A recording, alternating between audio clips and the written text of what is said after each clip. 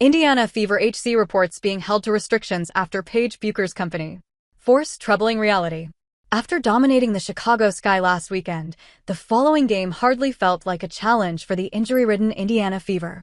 The Wings were on a 5-game losing streak, Eriko Gunbowl was sidelined, and Kelsey Mitchell's "this is the most resilient team I've ever been a part of" added just the weight. However, come game time, the team's troubling reality this season condemned them to a loss. Entering the game without a true point guard, the Indiana Fever were left with a razor-thin margin for error. The Aces are closing in, the defense was a work in progress, and the offense lacked an initiator.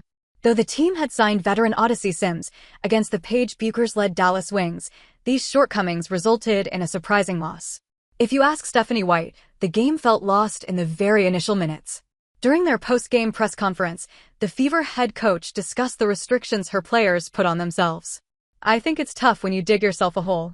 In the first quarter and the third quarter, we dug ourselves a hole," she admitted. Without a point guard setting up opportunities and bringing up the ball, the Fever's offense looked disorganized from the get-go. The Wings had managed a good 12-point lead late in the first quarter. Though Mitchell and company rallied to tie the score by the first half, they could never hold on to a lead.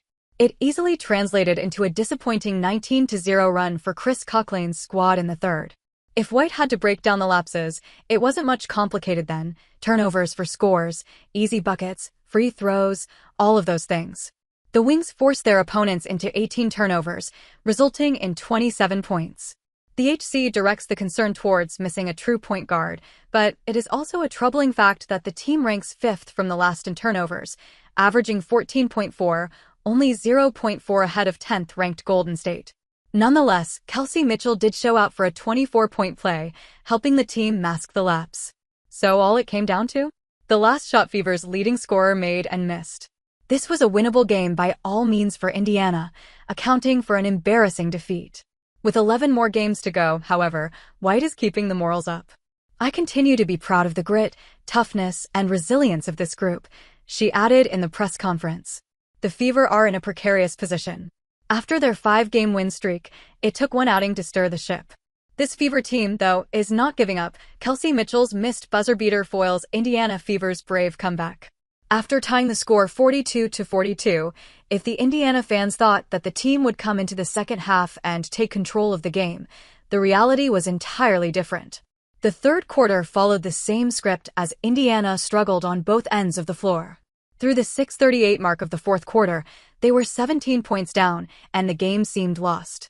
However, Stephanie White's side went on an incredible 19-3 run. It was just a 1-point game with 33.4 seconds left.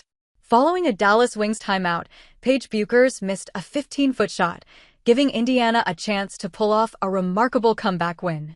However, Mitchell missed her heavily contested shot, and the Fever's comeback fell short by 1 point. After this loss, the Fever have slipped to the 6th seed and are now facing a tough task to get a home court advantage.